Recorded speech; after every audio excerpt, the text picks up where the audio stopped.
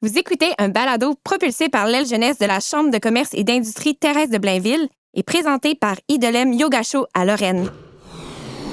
Le studio Idolem est un espace où chacun peut trouver son équilibre. Je m'appelle Ève-Marie, je suis la propriétaire du studio de Lorraine et j'aime dire que tout le monde devrait faire du yoga show. Peu importe ton âge, ton sexe ou tes objectifs, de la remise en forme à la détente, je te garantis qu'on a le cours pour satisfaire tes besoins. Chez nous, on ne se contente pas d'offrir des cours. On se distingue par notre communauté chaleureuse et l'ambiance qui y règne. Notre mission est simple, t'inspirer à adopter un mode de vie plus sain et à prendre soin de toi. Alex Gagné, bienvenue au balado Gonflé à bloc. Merci, c'est gentil l'invitation. Très content d'être là. Merci d'avoir accepté, honnêtement, on est vraiment honorés. À 18 ans, tu fondais ta fondation à 2 pas de la réussite. Ma première question pour toi, si à 18 ans, tu fondais cette fondation-là, à 10 ans, tu rêvais de faire quoi? C'est drôle parce que, peut-être pas 10 ans, mais à 12 ans, je pensais déjà à créer un projet. Là, donc, puis là, C'était inné. ouais, c'est ça. Donc, moi, j'étais en sport-études tennis au secondaire. Puis, je trouvais, c'est sûr que le tennis, c'est un sport qui est quand même dispendieux là, à pratiquer. Puis, je trouvais qu'il y avait tellement de jeunes qui ne pouvaient pas nécessairement le pratiquer d'une pure raison financière, là, malheureusement. Puis là, à 12 ans, je cherchais des idées, comment je peux faire en sorte qu'il y ait plus de jeunes qui aient accès et tout. Fait que finalement, à 14-15 ans, j'ai créé un gala. Donc, ça a été ma première implication pour les jeunes, un gala pour ramasser des fonds à Repentigny. Puis, dans le fond, ça a permis d'offrir une quinzaine de bourses à des jeunes pour qu'ils puissent s'inscrire au tennis. Donc, c'est peut-être pas à 10 ans, mais quand même quelques années plus tard, là, ça a fait du chemin dans mon esprit. Puis ça a été mon premier projet pour permettre aux jeunes d'avoir plus accès au tennis. Là. Wow, OK. Fait que c'était vraiment inné en toi, là, dès que tu étais jeune, tu avais le goût d'aider les gens.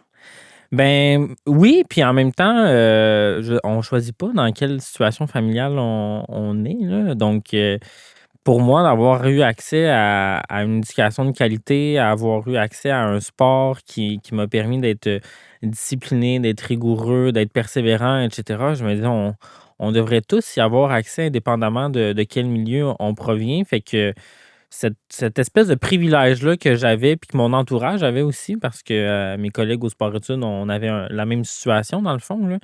Euh, C'était comme naturel de me dire, OK, j'aimerais ça que les autres aussi là, puissent y avoir accès puis puissent se permettre de rêver, d'avoir du plaisir aussi à travers le sport, les arts, la culture, peu importe. Là, moi, c'était le Oui. sport, mais fait que pour moi, c'était vraiment important cet aspect-là. Là. Donc, tu l'as un peu nommé, ta fondation aide les jeunes du primaire en difficulté. Donc, ça a commencé avec ce gala-là que ça t'a créé une étincelle de « Ah, j'ai envie de faire plus ». En fait, c'était deux choses différentes. Le gala, ça a comme été, j'ai envie de dire, mon projet pilote là, d'implication, voir si j'aimais ça, si j'aimais l'organisation, la logistique, parce que c'est quand même c'est beaucoup d'énergie là, organiser des événements. Là. Je pense que vous le savez Oui? plus que moi là, à la Chambre de commerce. Donc, c'était mon premier test à 15 ans, puis j'ai vraiment trippé ma vie. Honnêtement, j'ai été super bien entouré. J'ai eu du fun là-dedans. Là. Donc, c'est pour ça que j'ai souhaité poursuivre en créant la fondation.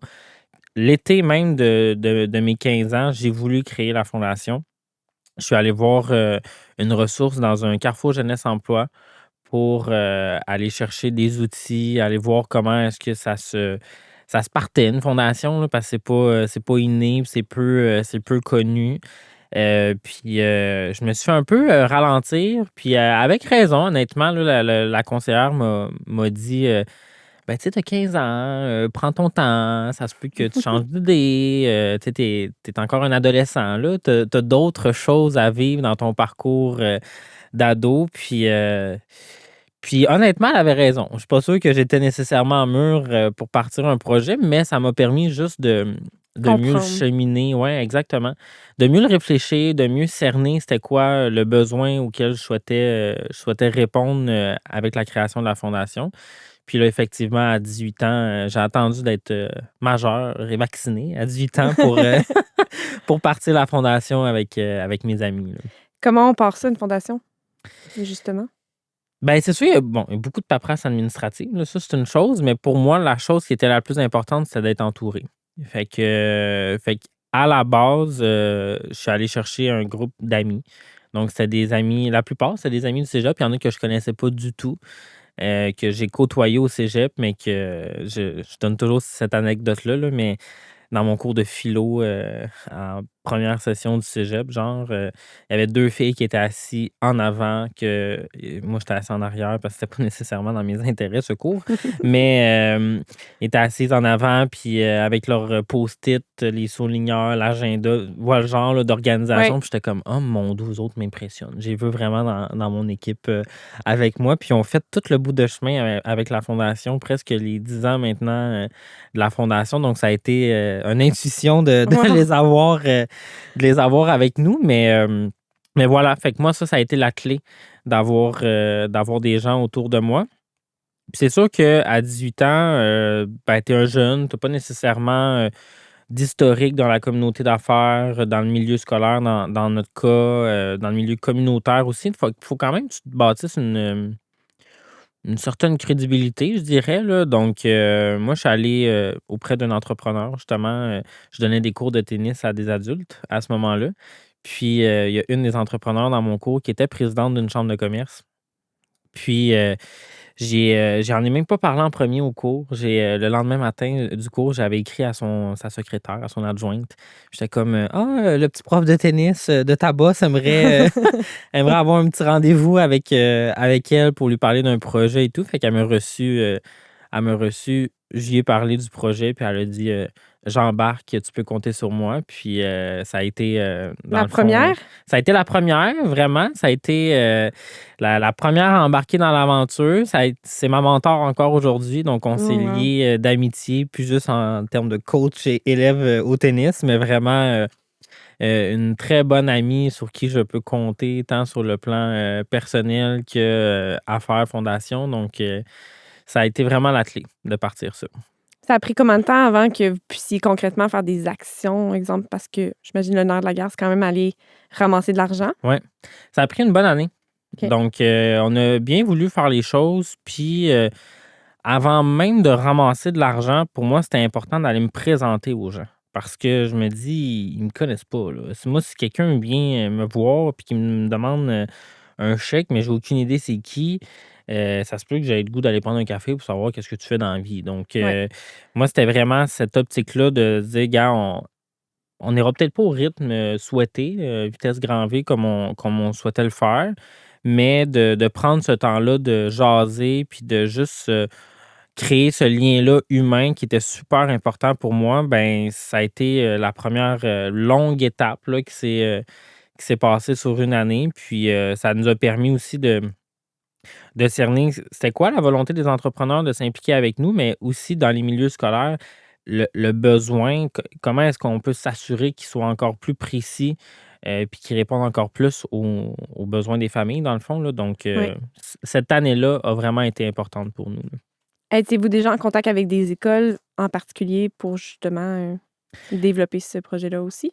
Ouais, en fait, on est allé, cogner à la porte d'une école. Donc, on s'est vraiment présenté un matin, à l'école, en espérant qu'ils ouvrent la porte puis, qu'ils nous acceptent, avec notre idée. Puis, c'est l'école de Charlemagne d'ailleurs. Donc, on est allé là. Puis aujourd'hui, cette école-là est encore soutenue, par la fondation. C'est une directrice d'école qui a voulu bien nous faire confiance, qui est là depuis, maintenant, qui est à la retraite, qui elle aussi a fait du mentorat avec nous, plus au niveau des relations avec les écoles, les milieux scolaires. Donc, c'était important pour nous d'avoir une première aussi qui nous a fait confiance pour que par la suite, ça inspire ses collègues, direction d'école d'accepter de collaborer avec nous puis qu'on puisse soutenir leurs jeunes. Donc, ça a été ça le point de départ dans les écoles. Est-ce qu'il y en a qui veulent pas vous recevoir? Non, c'est jamais arrivé qu'ils veulent pas nous recevoir, mais je comprends en même temps que, bon, les écoles ont tellement de dossiers à Mmh. gérer.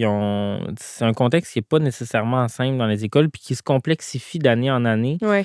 Donc, des fois, il y a des nouveaux joueurs qui arrivent dans l'écosystème, je comprends leur réticence ou leur questionnement à savoir: «Bon, ça va-tu m'ajouter Ouais. ben de la job? Est-ce que ça répond à un besoin de mon milieu?» Fait que ça, pour nous, ça a toujours été une priorité on leur rajoute pas de paperasse, on veut pas que ça soit complexe au niveau du personnel. Donc, pour nous, c'est un souci d'efficacité, mais aussi un souci de collaboration qui soit saine là, entre les deux, puis qu'on puisse se faire confiance à travers ça. Oui. Parle-moi concrètement de l'aide que vous apportez à ces jeunes-là. Oui, dans le fond, 2 volets. Donc, un volet, c'est au niveau financier, donc tout le matériel scolaire, espadrille d'éducation physique, personnalisé à chaque enfant. Acheter local aussi, ça pour moi, c'est vraiment, Oui. vraiment important. Oui. Donc, on n'a pas les restes de collection des grandes bannières américaines, là. Ça, moi, je suis vraiment contre ce modèle-là. Je trouve ça important d'avoir des partenaires qui sont locaux. Fait que tous nos livres, c'est des librairies locales, et cetera. Donc, on veut s'assurer qu'ils puissent participer à cette opération-là avec nous. Même chose au niveau des souliers, c'est une entreprise locale de notre région qui fait en sorte qu'on puisse offrir ce beau cadeau-là à la rentrée, là. C'est quand même une aide d'à peu près 300 à 350 par enfant. Wow. Comme c'est personnalisé, on veut s'assurer que dans chaque école, l'enfant n'ait pas le même stock, le même kit qu'un autre enfant et qu'il soit facilement identifiable. Donc ça, pour nous, c'est une considération importante. L'autre volet, c'est un volet qu'on a créé, en fait, de f de toutes parts, là. Ça n'a jamais existé au Québec. C'est un programme de tutorat en partenariat avec le milieu collégial. Oui. Donc, des étudiants dans certains programmes au cégep peuvent, dans le cadre de leur cours, en fait, aller offrir du tutorat gratuit à des élèves qui ont des difficultés d'apprentissage. Donc, ça fait vraiment Oh, partie de leur wow. cours. Leur travail de session, c'est d'aller donner du tutorat. Ils sont notés pour ça, sont suivis pour ça, à la fin, ils ont c'est ça, un rapport de session à faire, un travail qui va compter dans leur note finale de cours. Donc, on est vraiment venu jouer dans les plans de cours avec les enseignants qui ont participé au programme. Puis ça, ben, oui, on connaît les bienfaits pour les jeunes du primaire d'avoir un accompagnement d'un étudiant collégial qui n'est pas si loin là, en termes d'âge, là, de génération de ces enfants-là. Fait que c'est un peu un grand frère, une grande sœur à certains égards, mais pour nous, l'impact qui est super important aussi, c'est pour le jeune du cégep qui vit une première expérience concrète comme ça durant sa session. Ben, est-ce que ça va l'aider peut-être à choisir son choix de carrière plus tard dans une profession liée à l'éducation, à la relation d'aide, psychologie, peu importe? Ça, pour nous, c'était vraiment un gros deal breaker que les jeunes puissent avoir cette première expérience-là terrain, puis de se dire, OK, ça me tente d'aller là-dedans, je suis convaincu parce que je l'ai vécu dans le milieu, ou au contraire, il y en a qui nous disent: «Oh boy, ça n'est pas pour moi, prochain Oui, tout appel, à fait. bien content de m'avoir impliqué, Oui. mais je passe à un autre appel», là. Donc, Mais c'est ouais. une excellente idée. Puis il y a combien de cégeps qui participent à ça? Pour l'instant, ça a été juste dans la Nodière Oui. où on a créé le programme. Par contre, le ministère de l'Enseignement supérieur puis le ministère de l'Éducation nous ont donné un financement ponctuel pour qu'on puisse étendre le projet à toutes les régions du Québec. Donc, Wow. on a l'objectif d'ici 3-4 ans que les 48 cégeps du Québec, qu'ils soient francophones ou anglophones, puissent s'approprier le programme, puis qu'ils puissent venir en aide aux élèves dans les différents centres de services scolaires. En ce moment, on a à peu près une douzaine de cégeps en discussion dans lesquels on est en train d'implanter le programme à leur couleur, à leur saveur, là. Chaque cégep a ses programmes, Oui. a ses champs d'expertise dans lesquels ils peuvent répondre auprès des jeunes. Donc, on est vraiment en train de faire ce déploiement-là pour qu'un maximum de jeunes puissent en bénéficier, puis qu'un maximum d'étudiants du collégial puissent aussi s'intéresser à la profession ou aux métiers reliés à Mmh. l'éducation, en fait, là. C'est tellement un donnant-donnant devrait tellement être instauré. Fait que je vous souhaite que ça fonctionne. Ah, ben, je nous le souhaite aussi. On travaille fort. Oui. Mettons qu'on est, pas qu'on est insistant, mais on y tient vraiment. Puis on a vu les impacts au fil des ans, comme quoi ça a eu des répercussions positives, tant sur le jeune, comme je mentionnais, mais surtout sur les étudiants du cégep là, qui clarifiaient leur choix de carrière pour la suite, là. Fait que le bienfait, en ce moment, tu considères qu'il est encore plus au niveau des gens du cégep? Ah, absolument. Oui. Absolument. Puis c'est sûr qu'on est dans une pénurie de main-d'œuvre dans le milieu de l'éducation. On manque encore beaucoup de personnel dans différents corps professionnels. Ben, si déjà on intéresse au cégep les étudiants à aller dans une profession liée à l'éducation, puis le tutorat se fait vraiment dans le milieu scolaire de l'enfant. Mhm. Donc, le tuteur rentre à sa première séance de tutorat, là, puis en général rencontre la directrice, va voir la TES, va voir le prof, va être dans la classe de l'enfant, etc. Fait qu'il voit vraiment ce que ça va ressembler, là, dans le fond, son peut-être futur Ouais. milieu de travail. Donc, c'est pour ça que je me dis, le cégep doit tellement être on doit tellement exploiter le plein potentiel des jeunes au cégep en leur faisant vivre des apprentissages comme ça sur le terrain que le bénéfice, en fait, il peut juste être important, là. Puis cette idée-là, elle est venue d'où? Elle est venue d'un constat que en fait, je trouve ça difficile aujourd'hui, puis même dans notre temps, ça fait quand même presque 10 ans que j'ai terminé mon cégep, là, mais de choisir ce qu'on veut faire plus tard. Puis il y a tellement de programmes à l'université, c'est dur à se retrouver. Et on est jeune aussi. On est jeune, on n'a pas vécu vraiment d'expérience. On a tous vécu notre première expérience de travail, genre dans un camp de jour ou dans un Tim Hortons ou peu importe. Puis là, je me dis non, mais c'est pas possible qu'on lui demande d'aller faire un choix de vie pour l'université puis de Ouais. penser qu'ils vont tous aimer ça en partant et tout. Fait que ça a été ce constat-là de se dire, OK, ben comment nous, on peut faire notre part pour que les jeunes puissent vivre cette expérience-là, puis puissent réfléchir déjà à leur avenir au cégep en vivant quelque chose sur le terrain, pas juste dans des livres, puis dans des briques de papier de lecture, etc. Donc, c'était vraiment ça l'objectif à la base. Puis en même temps, ben,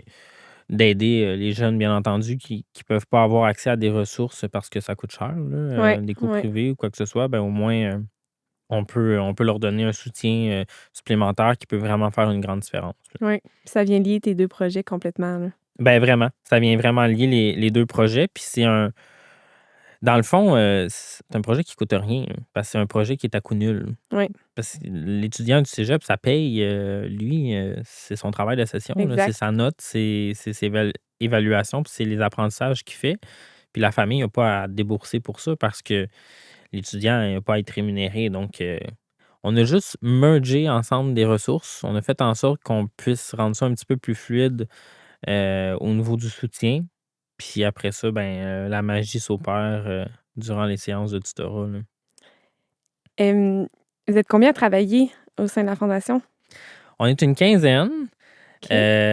Maintenant, on est une quinzaine, on a parti ça, on était 9. Donc, on a agrandi l'équipe parce que maintenant, on couvre un petit peu plus large au Ouais, niveau du territoire.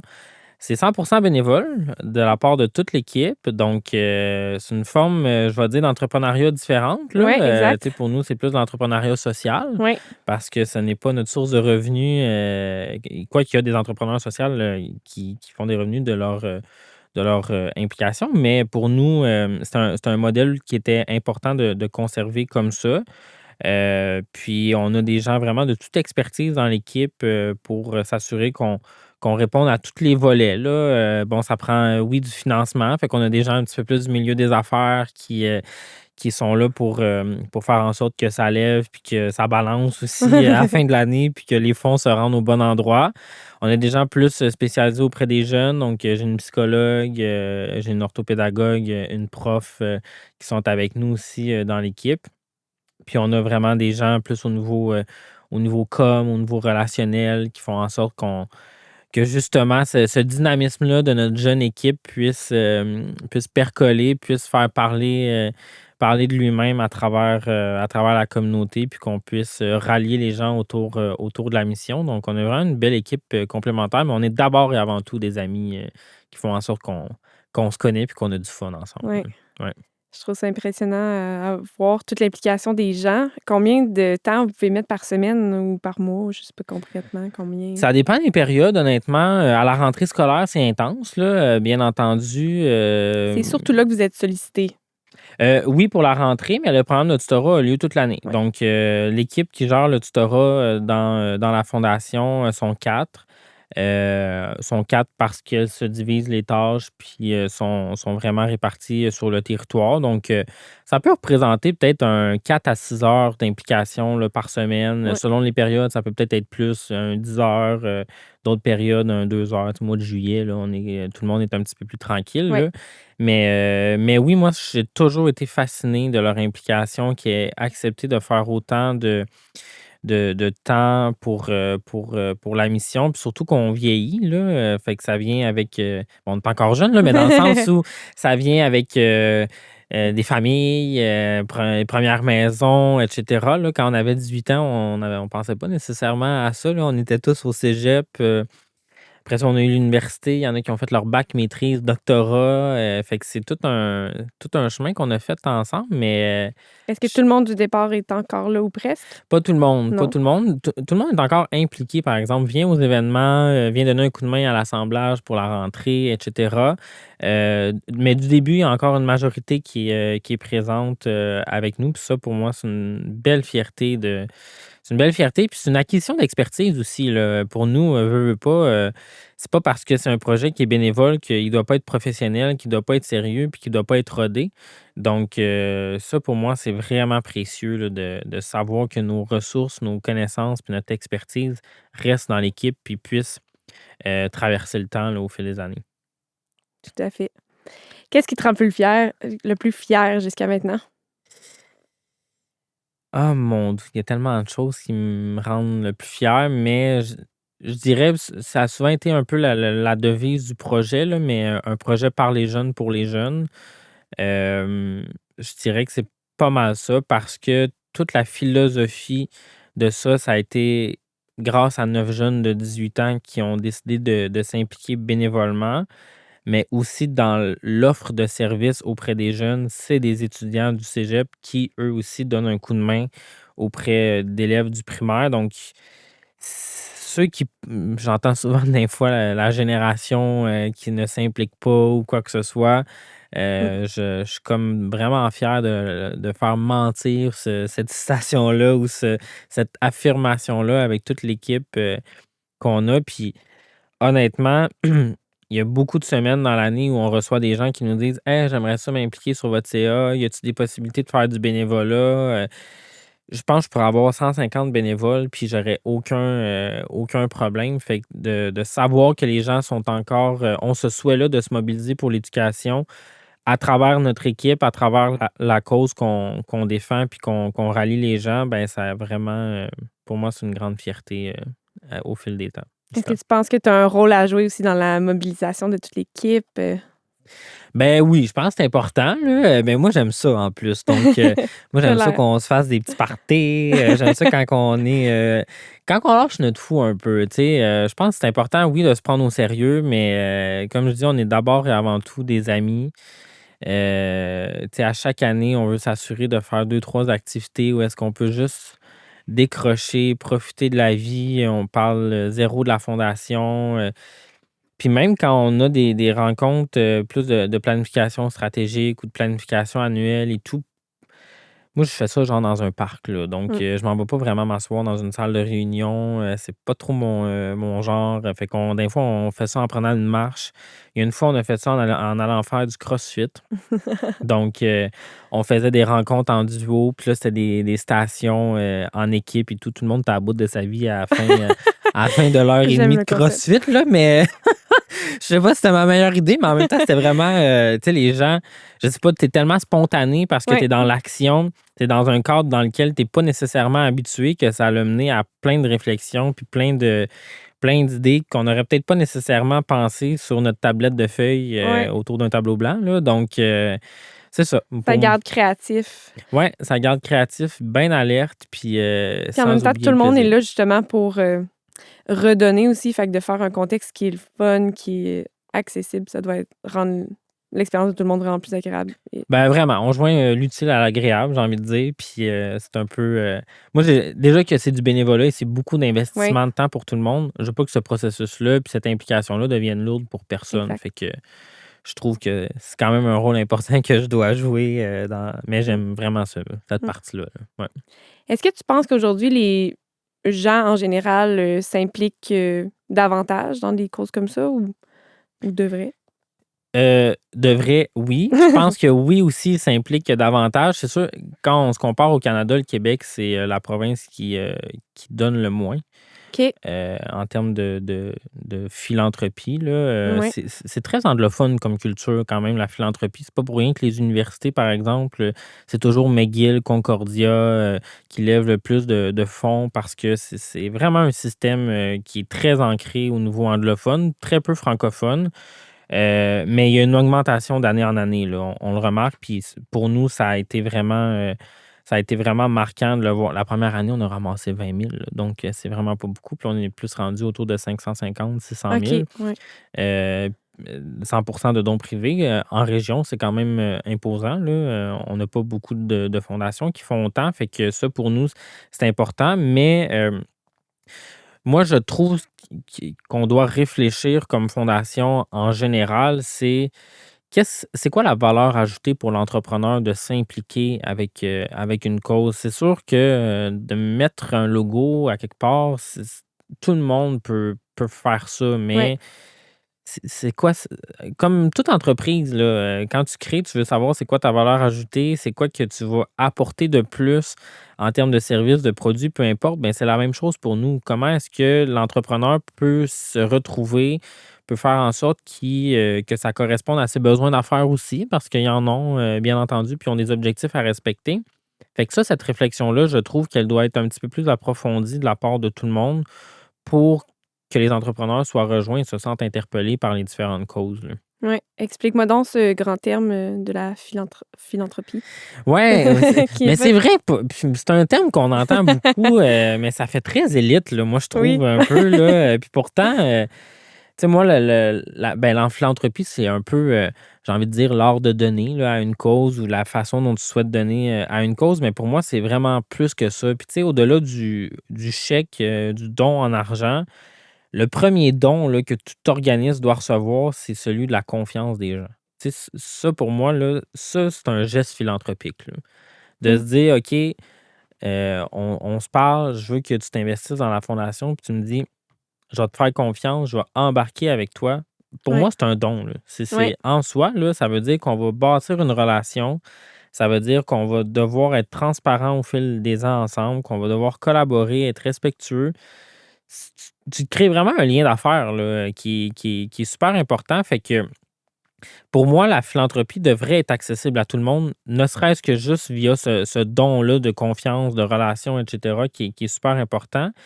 Puis par la suite, comment est-ce que la philanthropie peut devenir un levier pour les entrepreneurs? Tu sais, les entrepreneurs traversent toutes sortes d'enjeux en ce moment, que ce soit au niveau de la main-d'œuvre, bon, le contexte qu'on connaît avec les États-Unis, peu importe, mais nous, je trouve qu'on a une stratégie d'adaptation là-dedans de se dire, OK, ben les entrepreneurs ont parfois besoin d'outils, ont parfois besoin d'orientation. Est-ce que moi, je peux contribuer à ça, par exemple?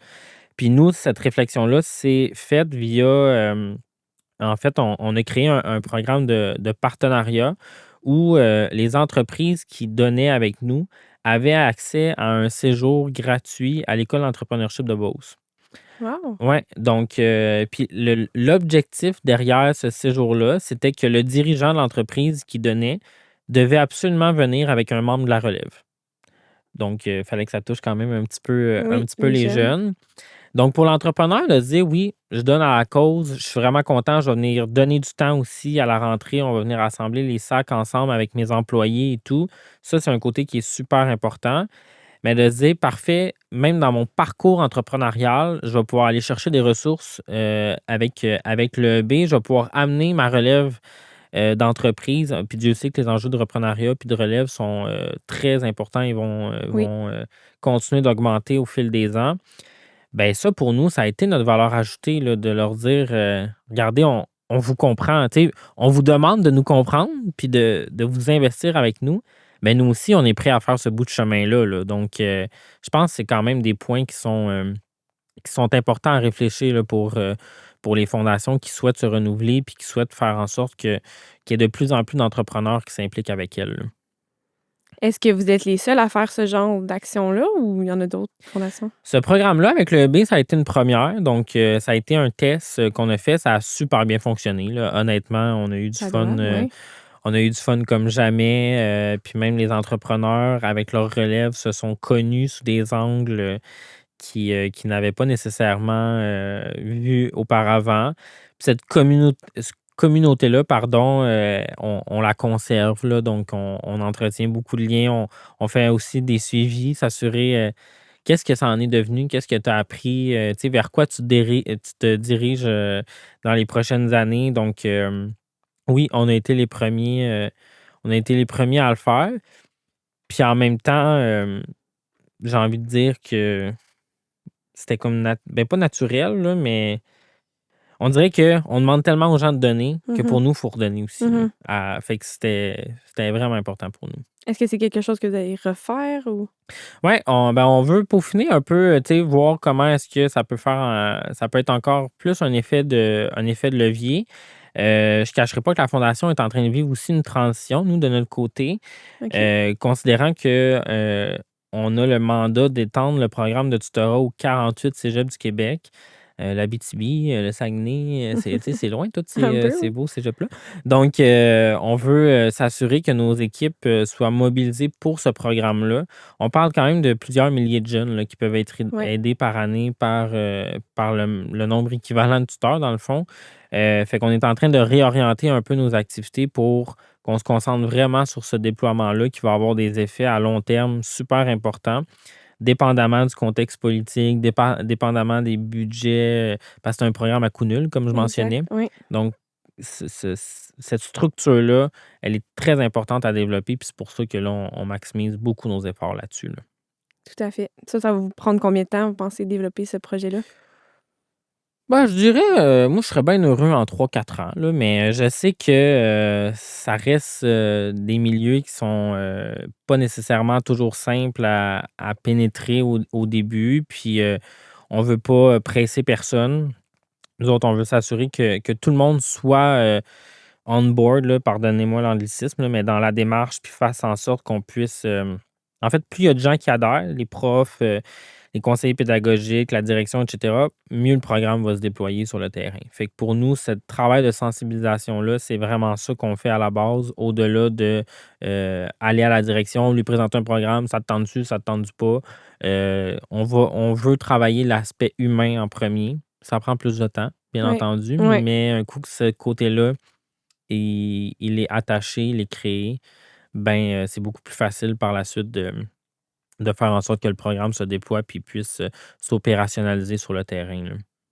Puis comment vous allez aller mobiliser ces équipes-là, justement? Ça va être des gens qui vont vous avoir proposé de l'aide auparavant ou? En fait, c'est beaucoup de bouche à oreille en ce moment. C'est certain qu'on a de belles histoires à succès avec les cégeps, dans lesquels on travaille déjà.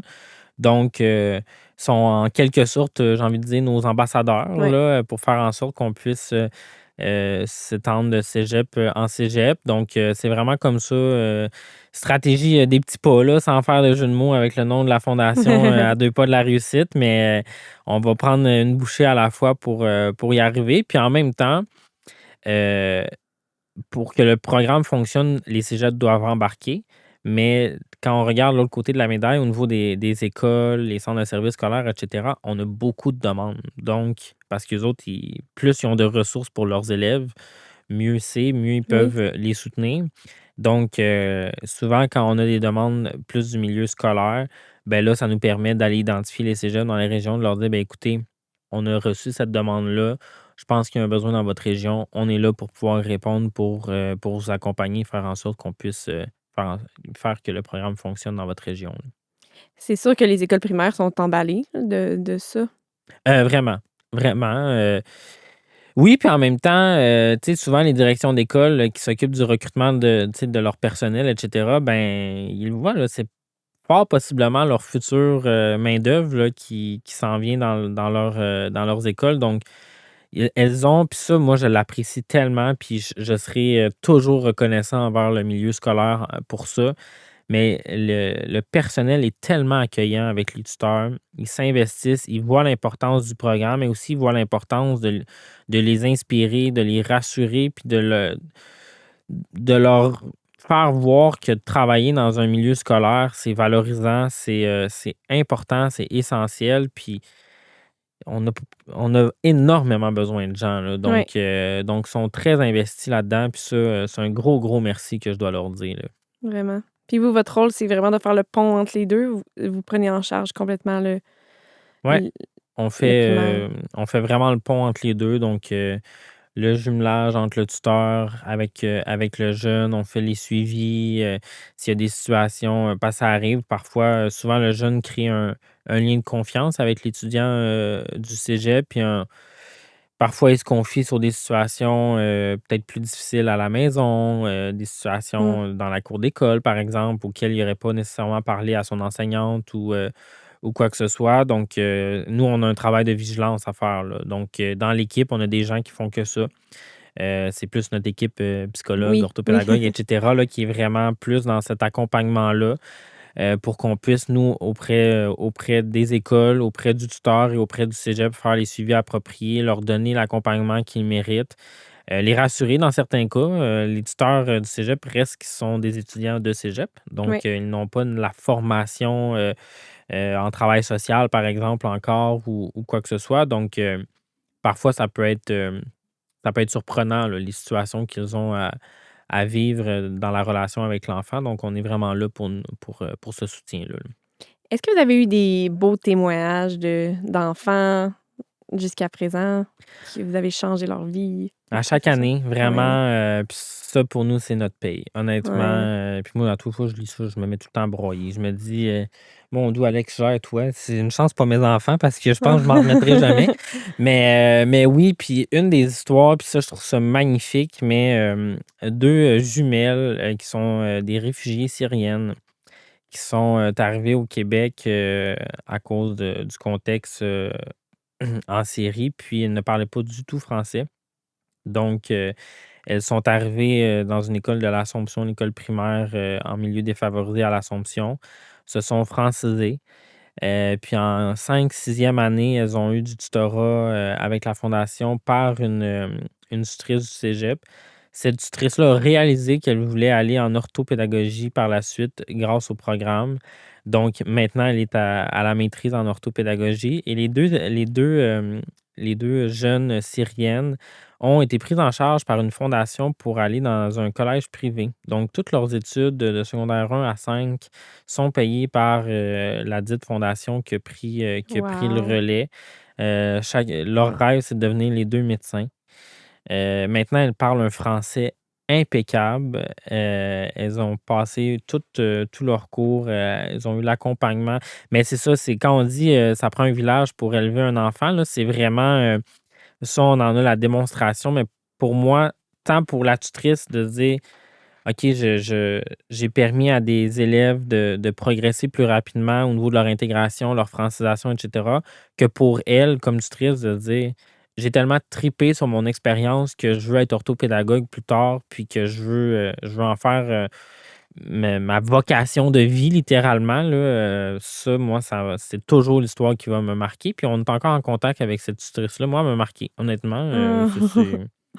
C'est mon idole, genre, là. Ah. Donc, vraiment, ouais. Comment on se sent quand on est comme le leader d'une fondation qui fait autant de bien, quand tu reçois des témoignages comme ça? Comment on se sent? On dirait qu'on pas qu'on s'habitue jamais, mais c'est humain, tu sais, Ouais. on est dans un domaine qui est super humain, qui, je trouve, malheureusement, se déshumanise un peu, au fil des ans. Tu sais, c'est pas facile pour les profs, tu sais, pour le personnel dans le milieu scolaire. Comme je mentionnais, la situation se complexifie. Ils ont une charge de travail qui a été énormément augmentée avec les années. C'est dans des classes, quand tu as 1 élève sur 2 ou même, tu sais, 75 des élèves qui ont des plans d'intervention et tout, c'est pas facile pour eux Ouais, autres, là, ouais. fait que, de voir que dans ces milieux-là qui sont pas simples, il y a des belles histoires comme ça qui sont créées de toutes pièces, par des jeunes, puis qui vont se poursuivre dans le temps parce qu'ils vont continuer à s'impliquer comme ça va devenir leur métier. C'est vraiment une fierté, là. Tu sais, c'est une fierté, puis en même temps, c'est une reconnaissance de dire, OK, moi, je peux participer à ce changement-là ou à cette magie-là sur le terrain, là. Fait que c'est vraiment ça notre paye, puis c'est ça notre leitmotiv de dire, il faut continuer à le faire. Puis c'est Ouais. pour ça que 48 cégeps qui peuvent participer à ça, c'est des milliers de jeunes qui vont créer des belles histoires puis qui vont voir leur parcours peut-être être transformé à cause d'un étudiant du cégep. Donc, En ce moment, concrètement, en chiffres, justement, le nombre d'élèves que vous aviez aidés pour ou l'instant, on a aidé d'enfants. 4000 élèves, donc Wow. dans les deux volets là, au total. Ça représente à peu près, en termes d'heures de tutorat, peut-être un 3500 heures de tutorat maintenant. Puis ça, c'est à le premier cégep a été là tout seul pendant un petit bout. Puis après ça, il y a eu d'autres cégeps qui se sont ajoutés. Mais par année, on parle de plusieurs milliers, comme je dis, d'élèves qui peuvent être soutenus, puis ça se transpose en heures et en belles relations Mm. humaines qui vont y avoir. Fait que ça, ouais, bien content. Ton rôle à toi, en ce moment, c'est de... Le déploiement. Vraiment, le déploiement du programme de tutorat, m'assurer que les bons acteurs soient mobilisés pour ça. Donc, on est vraiment mobilisé toute l'équipe pour qu'on puisse faire en sorte que ça fonctionne.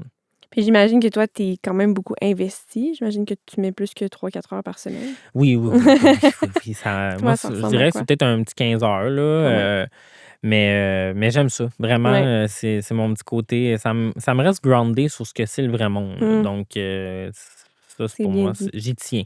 Ouais. J'y tiens à le mettre encore. Puis qu'est-ce qui te garde groundé entre ta job, la fondation, ta vie personnelle? Le sport. Je Ouais. dirais, faut que j'aille vraiment faire mon sport à presque tous les jours pour ma santé mentale. Sinon, aller dans le bois. Ça me prend des arbres à quelque part, puis un lac, puis ça, en général, je suis très heureux. C'est là que je suis plus créatif aussi si j'ai à Mm. penser à des choses. Mais vraiment, le sport, ça me permet de faire du rattrapage aussi, on dirait, dans ma tête, tu sais, de mettre ensemble les morceaux de casse-tête que j'ai pensé dans le train-train quotidien qui va vite. Ben là, je vais courir 1 heure. Je me dis, OK, j'ai 1 heure pour rassembler tout ça, puis comme synthétiser, schématiser un peu ce que je veux faire pour la suite avec tout ça. Donc, Ouais. vraiment, la course, c'est. La course, Ouais. principalement. Ouais, la course principalement, parfois le gym, là, mais Ouais. Que tu cours j'aime tous ça les jours. presque. Mais Ouais. j'aime ça être dehors. Faut que je sois OK. dehors. Moi, je suis un gars d'été. Là. Je suis bien heureux en ce moment. Est-ce que tu cours l'hiver aussi? Oui, je cours Ah! l'hiver parce que. Non, mais les matins où il y a neigé et qu'il n'y a personne sur la route, il n'y a pas de plus beau matin pour courir, par exemple. Ça, je dois avouer que c'est mes meilleurs moments de course. As-tu une petite routine bien-être? Hein, mon doux, non. Je suis tellement pas de routine bien-être, pas de routine skincare, rien de ça. Je suis pas en tout. Je suis pas en tout là-dedans. Je vais juste go with the flow. Ça me prend mon moment. Te considères-tu comme une personne stressée? Pas en tout. T'as pas l'air, effectivement. Non, T'as zéro. l'air très groundé. Des fois, je me dis, il faudrait peut-être que je le sois plus, mais je Non. pense pas que ce soit nécessaire, mais je me dis, des fois, ça t'ajoute un certain niveau de vigilance ou un certain niveau de pas que je suis pas rigoureux, là, mais je me dis, peut-être ça me permettrait d'être un petit peu plus organisé, mais j'aime dire que je suis organisé dans mon chaos. Fait C'est que bien ça. c'est ce que je pense. Super. Donne-moi un petit instant, je vais aller me chercher un accessoire. Oui, parfait. Mais je Es-tu me prêt dis, pour la question gonflée à bloc? oui, c'est parfait. J'adore le concept. Très brillant. Ah ouais, c'est une grande cible. Alex, si tu étais payé à chaque fois. Attends un peu, il va falloir que je le fasse en deux. Alex, si tu étais payé à chaque fois que tu te faisais dire t'es donc ben jeune pour faire ça, est-ce que tu serais riche aujourd'hui? Oh, wow, j'adore la question. OK. Probablement que je serais millionnaire aujourd'hui, mais écoute, on n'a jamais fait ça pour l'argent, hein, donc c'est vraiment correct pour moi de me le faire dire et que ça soit purement bénévole. Wow, j'étais pas prête à ça. On dirait que ça fait tellement pas avec mon casting d'avoir une petite voix comme ça. OK, je finis ça avec une petite question en rafale. Tu choisis entre ça ou ça. OK, parfait. Sportif ou intellectuel? Sportif. Courriel ou texto? Courriel. Improvisé ou tout planifié? Improvisé. Don en argent ou don de temps? Don de temps. Changer une vie ou influencer des milliers? Changer une vie. Bravo. Merci, Alex. Merci, c'était Quelle belle vraiment le fun. conversation. Oui, je Merci. suis complètement d'accord. Ouais, très cool. Cette saison du balado Gonflé à bloc est présentée par Idolem Yoga Show Lorraine. Un merci tout spécial aux partenaires de l'Aile Jeunesse pour leur soutien. Merci au précieux travail de nos techniciens, Mathieu Nantel de 1KHZ et Sylvain Fortier de Clair Obscur Multimédia. Vous avez aimé notre balado? N'hésitez pas à vous abonner et à parler de nous.